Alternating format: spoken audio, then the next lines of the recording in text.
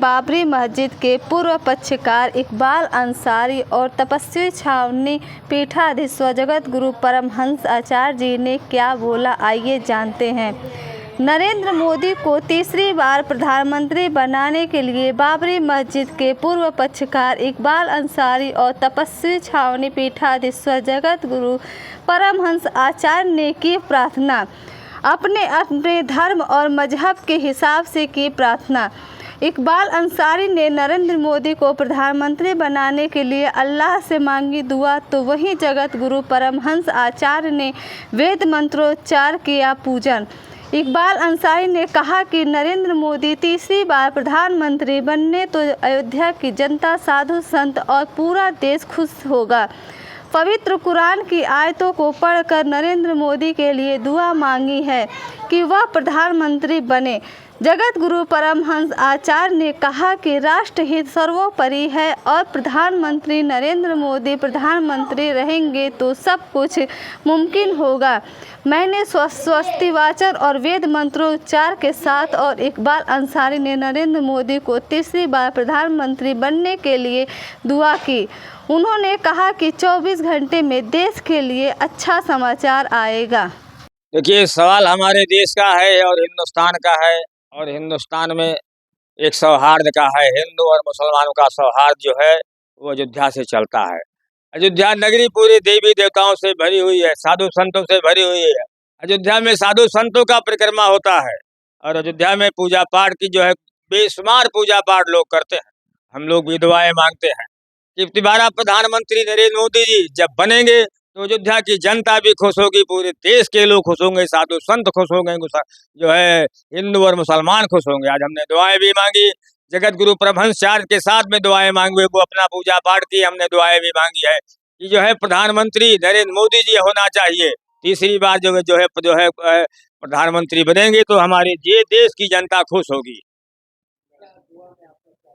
देखिए, हम दुआएं मांगते हैं तो हमारे यहाँ अल्हम्दुलिल्लाह से शुरू होता है और कुल अल्लाह में ख़त्म हो जाता है। तो हम दुआएं मांगते हैं। हमारे यहाँ कुरान में जो आयतें बनी हुई हैं सबका एक एक मकसद है कि जब हम लोग जो है अल्हम्दुलिल्लाह से स्टार्ट करते हैं, कुल अल्लाह में ख़त्म करते हैं, तो पूरी दुआएं हमारी जो है वो कबूल होती हैं।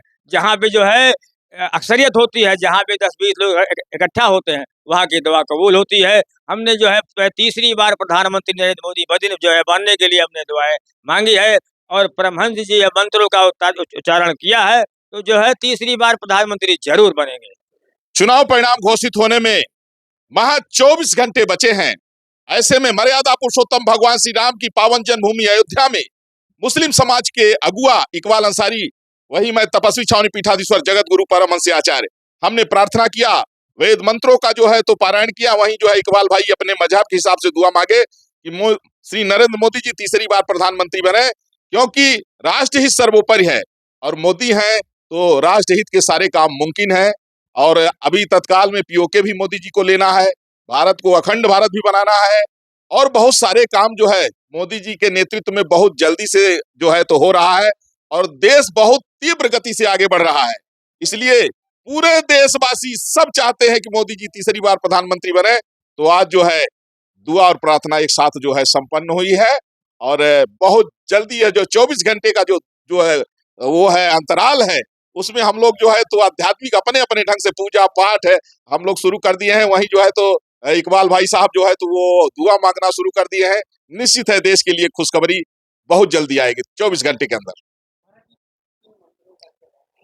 देखिए, हमने स्वस्तिवाचन किया, वेद मंत्रों का पाठ किया और उसमें भगवान से प्रार्थना किया कि मोदी जी हैं तभी जो है हमारा देश और देश की संस्कृति और देश की जनता सबके हित में रहेगा।